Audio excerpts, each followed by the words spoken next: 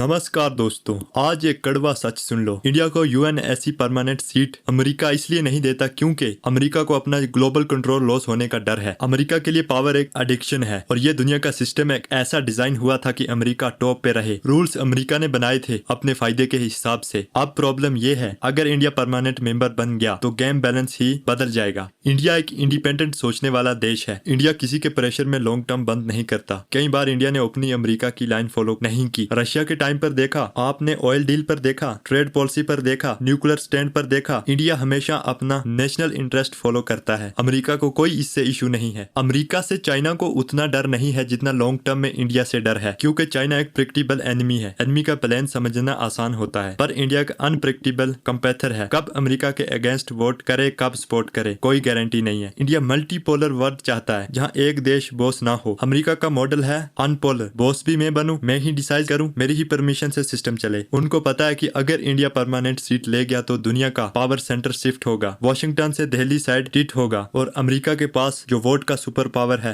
वो डिल्यूट हो जाएगा। और दूसरी बिगेस्ट वजह मनी और control network. America arms trade, oil routing, dollar dominance, military base और सेक्शन पॉलिटिक्स का दुनिया चलाता है। यूएनएससी परमानेंट मेंबर बनने के बाद इंडिया इन सब चीजों को चैलेंज कर सकता है और इंडिपेंडेंट रूल बनवा सकता है। डॉलर मोनोपोली टूट सकती है और अगर इंडिया ग्लोबल साउथ कंट्री को एक सिस्टम में अलाइन कर दे तो अमेरिका का साइकोलॉजिकल मोनोपोली खत्म। इसलिए अमेरिका फ्रंट में फ्रेंडली दिखाता है, फोटो खिंचवा लेता है, उड़ान में हक दिखा देता है, स्पीच में बोलेगा पैंथर्स पैंथर्स पैंथर्स, लेकिन जब रियल पावर शेयर करने की बात आए तो अमेरिका बैक स्टेप करता है। वो चाहता है कि इंडिया हमेशा सेकंड रू में रहे, अलायंस में रहने पर लीडर ना बने। यही असली जियोपॉलिटिकल है। इसलिए इंडिया का फाइट सिर्फ यूएनएससी नहीं है। इंडिया का फाइट एक माइंडसेट को तोड़ना है कि वर्ल्ड ऑर्डर अमेरिका डिसाइड नहीं करेगा, वर्ल्ड ऑर्डर कोलिटिव डिसाइड करेगा। और ये बैटल अब रियल ओपन हो चुकी है। इंडिया अब साइलेंट नहीं रहेगा। इंडिया अब एक्चुअल पावर डिमांड करेगा। इसलिए अमेरिका इंडिया को यूएनएससी परमानेंट सीट कभी नहीं देगा। ये डेंजरस है अमेरिका के लिए, लेकिन ये सेंसरी है इंडिया के लिए। दोस्तों, हम सालों से ये समझते रहे कि इंडिया के रास्ते में सऊदी और तुर्की सबसे बड़ा ब्लॉक क्रिएट करते हैं। Social media, news, headlines, ground हवा सब मुस्लिम ब्लॉक के अगेंस्ट खड़ा है, लेकिन ये सब डायरेक्शन था। रियल गेम कहीं और चलता था।